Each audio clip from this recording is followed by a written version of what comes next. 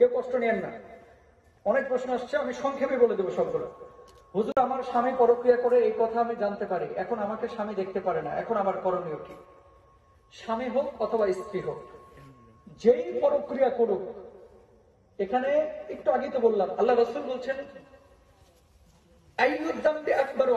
যখন আব্দুল্লাহ ইবনে মাসউদ প্রশ্ন করলেন সবচেয়ে নিকৃষ্ট গুনাহ কোনটা, আনতা জাআলা লিল্লাহি নিদ্দান ওয়া হুয়া খালাকাক, এক নাম্বার শিরক করা, দুই নাম্বার ওয়া আন তাকতুলা ওয়ালাদাকা মাখাফাতা আইয়াতাম, খাদ্যের ভয়ে সন্তান হত্যা করা, তিন নাম্বার ওয়া আন তুজানি বিহালিলাতি জারিক, প্রতিবেশীর স্ত্রীর সঙ্গে জিনা ব্যভিচার করা।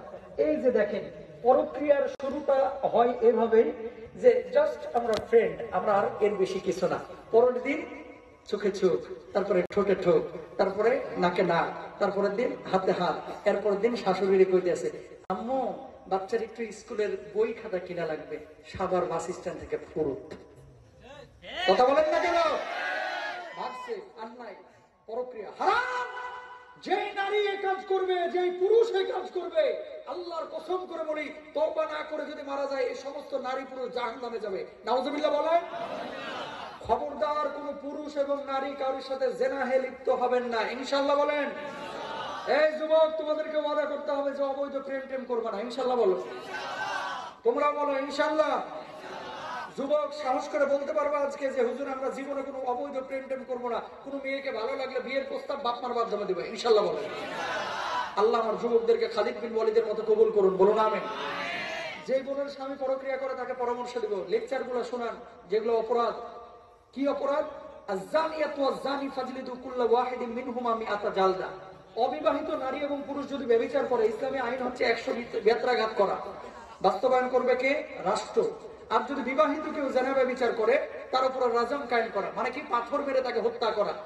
এটা আপনি বাস্তবায়ন করবেন না, করবে কে? রাষ্ট্র, ইসলামিক রাষ্ট্র আর কি।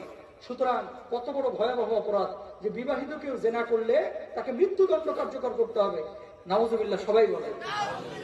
পরক্রিয়ার পথে কেউ যায় না, পরক্রিয়ায় কোনো শান্তি নাই। 2 মিনিটের শান্তির জন্য 10,000 বছর জাহান্নামের আগুনে জ্বলতে কি পারবেন ভাই? সুতরাং পরক্রিয়া করবো না, ইনশাআল্লাহ বলেন। আর একটা কথা বলি, বিবাহিত নারী পুরুষ আপনারা যারা আছেন, মহিলা প্যান্ডেল আছে তো না?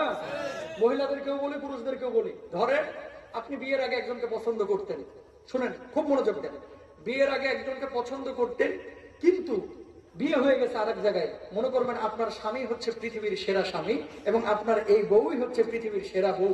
যদি এটা মনে করতে পারেন, এইভাবে তাকে গ্রহণ করতে পারেন, আল্লাহর কসম অন্যের বউয়ের দিকেও চোখ যাবে না, অন্যের মেয়ের দিকেও চোখ যাবে না, অন্যের স্বামীর দিকেও চোখ যাবে না, অন্যের ছেলের দিকেও চোখ যাবে না। ঠিক কিনা?